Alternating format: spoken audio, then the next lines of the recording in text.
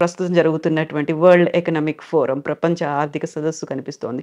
అందులో ప్రతి ఒక్కరూ అక్కడ పెట్టుబడుల్ని ఆకర్షించాలి. మన రాష్ట్రానికి, మన దేశానికి సంబంధించినటువంటి వసతులన్నీ చూపించుకోవాలి అనేది ఒక ఉద్దేశ్యంతో 5 రోజుల పాటు అక్కడే ఉంటున్నారు. బట్ ఈసారి వన్ నేషన్, వన్ పెవిలియన్ అనేటువంటి సరికొత్త పాలిసీ అనేది ఎలా హెల్ప్ చేస్తుందనుకుంటున్నారు సార్? ముందు మనకు అర్థం కావాల్సింది ఏంటంటే దావోస్ లాంటివి 2 కారణాలుగా మనకు ఉపయోగపడతాయి. ఒకటి నెట్వర్కింగ్. మన నాయకులకు కానీ, అధికారులకు కానీ, లేకపోతే ఇక్కడ వ్యాపార సంస్థలకు కానీ 10 మందితో పరిచయాలు, మనకు కొంచెం పరిజ్ఞానం పెరగటము, సంబంధాలు పెరగటము, రేపొద్దున వ్యాపారం కానీ, పెట్టుబడులు కానీ ఎప్పుడైతే మనుషులు తెలుస్తారో ఒకళ్ళకొకళ్ళు, వాళ్ళ మనసు మనకు అర్థమవుతుంది, మన మనసు వాళ్ళకి అర్థమైనట్లయితే రేపొద్దున వ్యాపారంలో ఒప్పందాలకి ఒడంబడికలకి సాధ్యమవుతుంది. రెండోది ప్రచారం. ప్రచారం వల్ల ఎంత లాభం ఉంటుందో మనకు తెలియదు, కానీ ప్రచారం. కానీ ఈ 2 అవసరమే ఆధునిక యుగంలో. ఎంత ప్రచారం చేసుకున్నా, ఎంత మీకు ఈ నెట్వర్కింగ్, మీ సంబంధాలు ఏర్పరచుకున్నా కూడా మీ దేశంలో మీ పరిస్థితులు బాగుపడకపోతే ఎవడు మీ దేశం వెంక చూడటం. మీ రాష్ట్రం కావచ్చు, దేశం కావచ్చు. కాబట్టి అంతర్జాతీయ సమాజం మన దేశంలో మనం చూసేది ఏమిటి? ఒకటి, మౌలిక సదుపాయాలు బాగున్నాయా? 2, వ్యాపారం చేయడానికి చాలా సులభం చేశారా, లేకపోతే అడుగడుగున అడ్డంకులు, అవినీతి, ఆంక్షలు పెట్టి చావగొడుతున్నారా? 3, మంచి ప్రమాణాల విద్య నైపుణ్యం ఉందా? మాకు పనిచేసే మనుషులు పెద్ద మరీ ఇతర దేశాలతో పోలిస్తే ఖరీదు ఎక్కువ లేకుండా, ఖర్చు ఎక్కువ లేకుండా ఉత్పత్తి చేయడానికి మంచి మనుషులు దొరుకుతున్నారా? మంచి ఆరోగ్యం ఈ దేశంలో అందుబాటులో ఉంటుందా? మా మేనేజర్లు కానీ, మా ఉన్నతాధికారులు కానీ వస్తే అక్కడ బతకాలని చెప్పంటే గౌరవప్రదమైన జీవితం క్వాలిటీ ఉంటుందా లేదా? వసతులు ఉన్నాయా? చట్టబద్ధ పాలన ఉంటుందా? మేమంతా చేసి అయితే గోండాల భయం అయిపోయి ప్రతిరోజు ఎవడో ఇష్టం వచ్చినట్టు చేసేస్తే మాకు ఆందోళన అవుతుంది. ఇవి ఆలోచిస్తారు వాళ్ళు. అంచేత ఆ సంబంధాలు మనకు అవసరము. అందులో భారతదేశం అంటే పెద్ద దేశం, 18% ప్రపంచ జనాభాలో భాగం. మరి ఈవేళ 5వ స్థానంలో ఉన్నాం, కనీసం ప్రపంచంలో 3వ స్థానానికి. అది గొప్ప విషయం కాదు ఇంత పెద్ద దేశానికి, కానీ క్రమక్రమంగా పెరిగే ప్రయత్నం చేస్తున్నాం. ప్రపంచంలో మన వాటా కొద్ది కొద్దిగా పెరుగుతోంది. స్వతంత్రం వచ్చినప్పుడు 2% ఉన్న వాటా మనది ప్రపంచ సంపదలో. అది 91 నాటికి 1% పడిపోయింది. చాలామంది అది అర్థం చేసుకోవట్లా. ఆనాడు తెల్లవాళ్ళని మాకు బాగా తిడుతుంటాం మనం, దానికి వెనకాల కారణాలు ఉన్నాయి. కానీ వాళ్ళు పోయినాడు 2% ప్రపంచంలో వాటాగా ఉన్న దేశ సంపద 91 నాటికి 40 ఏళ్ల తర్వాత 1% తగ్గింది. మనం కొంత పెరిగాం, కానీ ప్రపంచం ఇంకా వేగంగా పెరిగింది. మన మూర్ఖత్వం వల్ల మనం చాలా తక్కువ పెరిగాం. 91 తర్వాత మళ్ళీ మనం పెరుగుతున్నాం క్రమక్రమంగా. ఈవేళ బహుశా మనం 3% వచ్చాం ప్రపంచంలో. మళ్ళీ 1% ఈ 91 నుంచి ప్రపంచంలో 3% వచ్చాం. కానీ 18% జనాభా ఉన్న మనం 18% కన్నా వెళ్ళాలి కదా, టార్గెట్ పెట్టుకోవాలి కదా. ఇవాళ కాబట్టి అయిపోయినా 20-30 ఏళ్లలో మనం దానికి వెళ్ళాలి. కాబట్టి అలాంటి దేశంగా ఉండాలని చెప్పంటే ఈ మానవ సంబంధాలు, వాళ్ళతో ఒప్పందాలు అవి ఎన్నున్నా కూడా ఇక్కడ చేయాల్సిన పనులు సరిగ్గా చేయాలి. అది చేసుకున్నట్టయితే ఖచ్చితంగా సంబంధాలు ఉపయోగపడతాయి.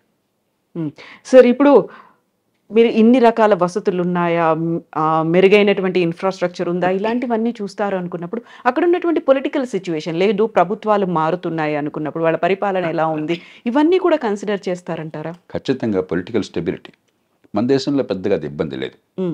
మరి కొన్ని చోట్ల మూర్ఖత్వం వల్ల గొడవ తప్ప. ఉదాహరణగా ఆంధ్రప్రదేశ్లో గతంలో ప్రభుత్వం ఏం చేసింది, ఉన్న విధానాలను రాజశేఖర రెడ్డి గారిలాగా కొనసాగించి రాజకీయంగా వేరు, కానీ రాష్ట్రం వరకు గతంలో ఉన్న విధానాలు మంచివన్నీ కొనసాగుతాయి, రాష్ట్ర అభివృద్ధి కోసం ఉన్నామంటే పెద్ద పొలిటికల్ స్టెబిలిటీ ఉన్నట్లు లెక్క.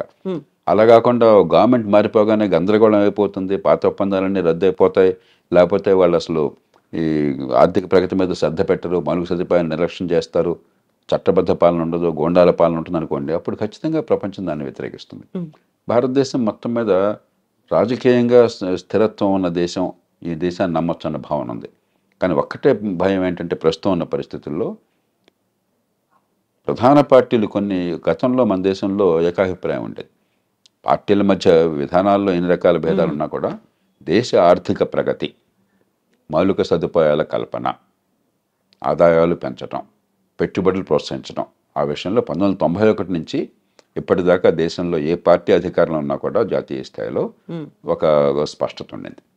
మన్మోహన్ సింగ్ ప్రభుత్వం కావచ్చు, వాజ్పేయి ప్రభుత్వం కావచ్చు, మోదీ ప్రభుత్వం కావచ్చు, విధానాల్లో కొన్ని మార్పులు ఉండొచ్చు.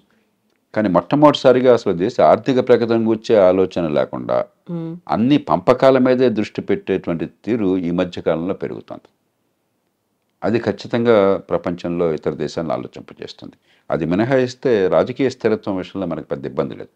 మనం చూడాల్సింది యాక్చువల్‌గా ఏం జరుగుతోందని చెప్పి. మాటలు వేరు, చేతలు వేరు. పెట్టుబడులను ప్రోత్సహించే వాతావరణం ఉందా లేదా? మౌలిక సదుపాయాలు ఎట్లా ఉన్నాయి? ఆర్థిక క్రమశిక్షణ ఉందా లేదా? అప్పుల హ్మ్. పాలైపోతుంటే ఓ దేశం పెట్టుబడి పెట్టేవాళ్ళు మన దుర్బిణి వేసి చూస్తాడు మనని. మన రహస్యాన్ని దాచుతాం అనుకున్నా కూడా ఎంత డబ్బు మనకు ఆదాయం వస్తుంది, ఎంత ఖర్చు పెడుతున్నాం, ఎంత అప్పుల పాలు అవుతున్నాం, రేపొద్దున ఏం జరగబోతుంది మనకంటే ఎక్కువ గమనిస్తారు. కాబట్టి ఆర్థిక క్రమశిక్షణ ఉందా లేదా?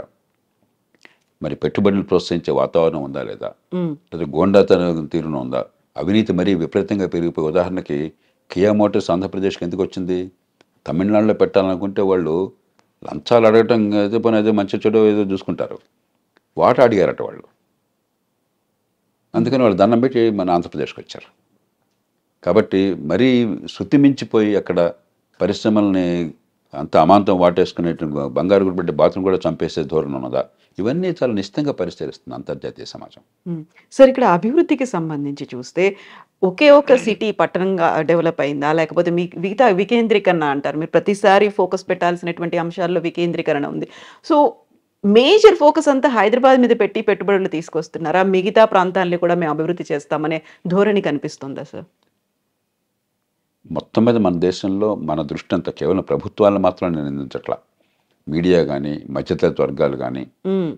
పార్టీలు కానీ అంతా కూడా రాజధాని లేదా మహానగరము దృష్టి అంతా అటు పడుతుంది. నేను ఈ మధ్యకాలంలో మీరు గమనించుంటారు. మళ్ళీ మళ్ళీ చెప్తున్నాను. 185 మంది ఈ దేశంలో ఉన్నది తక్కువ నైపుణ్యంతో అసంఘటిత రంగంలో హ్మ్. అల్పాదాయంతో బతుకుతున్నవాళ్ళు. వాళ్ళందరినీ కూడా ఆధునిక ఆర్థిక వ్యవస్థలో భాగస్వాముల్ని చేయాలి. పెరుగుతున్న ఆర్థిక వ్యవస్థ ఫలితాలు కేవలం హైదరాబాదులో కొందరికి మాత్రం అంతాయని కాకుండా మా అందరికీ దానివల్ల ఫలితం ఉందన్న నమ్మకం కలగాలి అన్నట్టయితే ఈ పట్టణాలు మహానగరాలను కొనసాగిద్దాం. హైదరాబాద్ గర్వపడదాం, మరో నగరం గర్వపడదాం. కానీ చిన్న పట్టణాలు కావాలి. ఎక్కడికక్కడ ఇప్పుడు చిన్న ఉదాహరణ చెప్తాను. డాక్టర్స్ అనే ఒక కంపెనీ మనకి ప్రస్తుతం బాపట్ల జిల్లా, అదే గుంటూరు జిల్లా కావూరు అనే గ్రామంలో వాళ్ళు 200 మందికి దాదాపుగా ఈ సాఫ్ట్వేర్లో ఐటీ కంపెనీలో వాళ్ళు ఉపాధి ఇవ్వగలిగారు హ్మ్. ఒక గ్రామంలో. ఇప్పుడు మరొక 500 మందికి అదనంగా ఇవ్వడానికి సిద్ధపడుతున్నారు. అంటే ఒక చిన్న గ్రామంలో 700 మందికి ఒక ఐటీ కంపెనీలో ఉద్యోగాల్ని సృష్టించగలిగారు. ఈ 700 మంది హైదరాబాదే వచ్చారనుకోండి. హ్మ్. 700 మందికి 700 ఇళ్ళు కావాలి. 700 మందికి రవాణా కావాలి. 700 మంది ఇక్కడి నుంచి 20 కిలోమీటర్లు ప్రయాణం చేయాలి. అక్కడి నుంచి 20 కిలోమీటర్లు తిరిగి రావాలి. నరకం అయిపోతుంది. తర్వాత ఈ వచ్చే ఆదాయం అక్కడ ఆ ఊళ్ళో 25,000 రూపాయలు జీతం వస్తే చాలా గౌరవంగా బతకచ్చు. ఇక్కడ 50,000 వచ్చినా అక్కడ 25 రూపాయలు సమానం కాదు. కాబట్టి ఈ దేశంలో పెద్దగా నైపుణ్యం లేని, పెద్దగా ఆదాయం లేని కోటాను కోట్ల మంది 85% ఉన్నప్పుడు వారందరినీ మనం ఈ ఆర్థిక ప్రగతిలో భాగస్వాములు చేయాలని చెప్పంటే నగరాలను అభివృద్ధి చేయడంతో పాటు ఎక్కడికక్కడ చిన్న పట్టణాల మౌలిక సదుపాయాలు, టౌన్ ప్లానింగ్, రవాణా ఇంతవరకు ఈ 3 ఉంచుతారు. మిగతాది ప్రైవేట్ రంగం చూస్తుంది. కానీ ఇది అంతర్జాతీయ పెట్టుబడి పెట్టే వాళ్ళకి అది పట్టదు. వాళ్ళకి కావాల్సింది హ్మ్. హైదరాబాద్ సర్వాంగ సుందరంగా ఉంటే, బెంగళూరు అనుకూలంగా ఉంటే బెంగళూరులో పెడతారు. దాన్ని మనం కాదనకూడదు. అవి పెద్ద పెట్టుబడులు. అంతర్జాతీయ పెట్టుబడులు పెద్ద పెట్టుబడులు. చిన్న పెట్టుబడుల సంగతి ఏమిటి? వాటిని హైదరాబాద్లోనే ఎందుకు పెట్టాలి? బెంగళూరులోనే ఎందుకు పెట్టాలి? వాటిని మరి ఒక చిన్న ఊళ్ళో, ఒక చిన్న పట్టణంలో ఇప్పుడు అందులో ఈ పూర్వం లేనటువంటి ఈరోజు ఏముంది? మనకి టెలిఫోన్ అందరికీ ఉంది. అవును. టీవీ అందరికీ ఉంది. 15-20 ఏళ్ల క్రితం కరెంట్ కూడా ఉండేది కాదు. ఇప్పుడు కరెంట్ బై అండ్ లార్జ్ గ్రామాల్లో కూడా దొరుకుతుంది. చిన్న పట్టణాల్లో కూడా ఆరోగ్య కేంద్రాలు కూడా దొరుకుతుంది. కరెంట్ ఉంటుంది. డిజిటల్ టెక్నాలజీ అన్ని చోట్ల ఉంటుంది. అవును. నేను 30 ఏళ్ల క్రితం గ్రామాలకు పోతే ఫోన్ ఉండేది కాదు. హ్మ్. నా జిల్లాలోనే నేను కొన్ని తీర ప్రాంతంలో ఉన్న గ్రామాలకు పోతే ఫోన్ లేదు, మరొకటి లేదు. అర్ధరాత్రి నాకు పోలీసు వాళ్ళు వైర్లెస్తో నాకు మెసేజ్ వచ్చి ఇచ్చేవాళ్ళు ఒక కాలువ దాటి. అలాంటిది ఈవేళ ప్రతి చోట ఫోన్ ఉంది, డిజిటల్ టెక్నాలజీ ఉంది, అవును. టీవీ అందుబాటులో ఉంది, కరెంట్ అందుబాటులో ఉంది. ఇవన్నీ ఉన్నప్పుడు అన్నిటికీ హైదరాబాదే కేంద్రం కావక్కర్లా. హ్మ్. ఇది అంతర్జాతీయ సమాజంగా అది పట్టించుకోవాల్సింది. మన సమాజం పట్టించుకోవాలి. మన ప్రజల గురించి మన సమాజం పట్టించుకోకుండా పొట్ల చేత పట్టుకుని వచ్చేటువంటి రెక్కాడితే డొక్కాడిన వాళ్ళందరూ హైదరాబాదే రావాలి, 10,000తో తృప్తిపడాలి, భార్య బిడ్డలతో రావడం సాధ్యం కాదు కాబట్టి ఒంటరిగా బతకాలి, ఇక్కడ 15 కిలోమీటర్లు ప్రయాణం చేయాలని చెప్పంటే జీవితం నరకం అవుతుంది.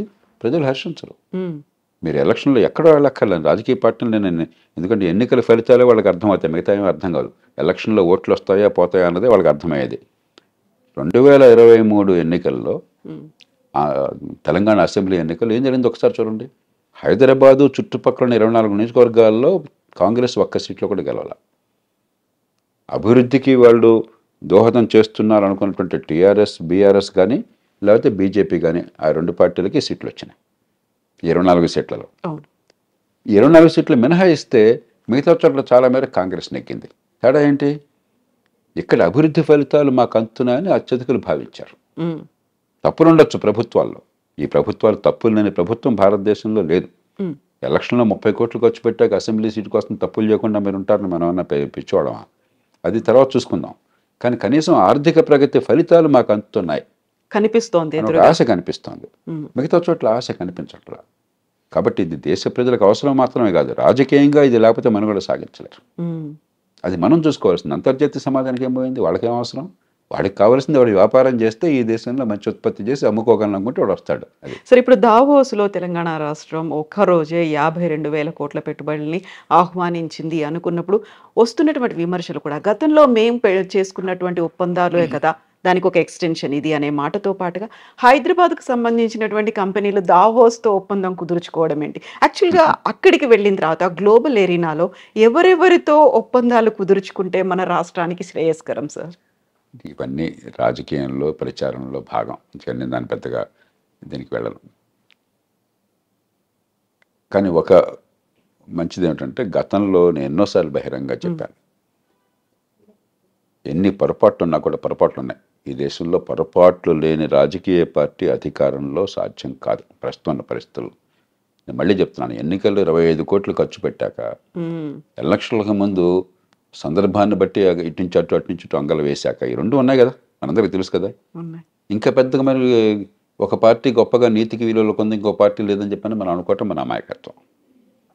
అవినీతి సర్వత్రా వచ్చేసింది. అది లేకుండా రాజకీయం నడిచే పరిస్థితి లేదు. కాబట్టి అది పక్కన పెట్టేద్దాం. కానీ ఉన్నంతలో ఖచ్చితంగా గత 10 ఏళ్లుగా గత ప్రభుత్వం పొరపాట్లు ఎన్నున్నా కూడా 2 మంచి పనులు జరిగినాయి. మౌలిక సదుపాయాల కల్పన, అభివృద్ధికి సంక్షేమానికి మధ్య కొంత సమతూకాన్ని పాటించడం. దానివల్ల ప్రధానంగా హైదరాబాద్ నగరం, కొంత తెలంగాణ ఇతర ప్రాంతాలు జరిగిన హైదరాబాద్ నగరం వరకు అభివృద్ధి గతంలో జరిగిన దాన్ని మరింత పెంచే ప్రయత్నము, పెట్టుబడులు ప్రోత్సహించే ప్రయత్నం జరిగినమాట వాస్తవం.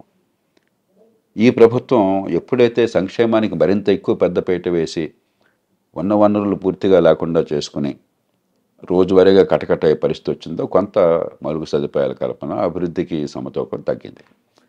కానీ అభివృద్ధికి వ్యతిరేకమైన భావన కలగజేయాలి. ఉమ్, ఈ ముఖ్యమంత్రిని కానీ, ఈ ప్రభుత్వాన్ని కానీ, రేవంత్ రెడ్డి గారిని కానీ, ప్రభుత్వాన్ని కానీ అభినందించాల్సింది ఏంటంటే గతంలో లాగానే ఒకప్పుడు చంద్రబాబు నాయుడు గారు, తర్వాత రాజశేఖర రెడ్డి గారు, ఆ తర్వాత టీఆర్ఎస్ బీఆర్ఎస్ ప్రభుత్వం వారిలాగానే అభివృద్ధికి మేము వ్యతిరేకం కాదు, పెట్టుబడులకు వ్యతిరేకం కాదన్న సంకేతాన్ని కొనసాగిస్తున్నారు. ఆ రకంగా భావించాలి. కాకపోతే ఈ సమతూకం మాత్రం ఖచ్చితంగా దెబ్బతిన్నది. ఉమ్, ఈ సమతూకాన్ని ఇప్పుడు కష్టపడి తీసుకురావాలి.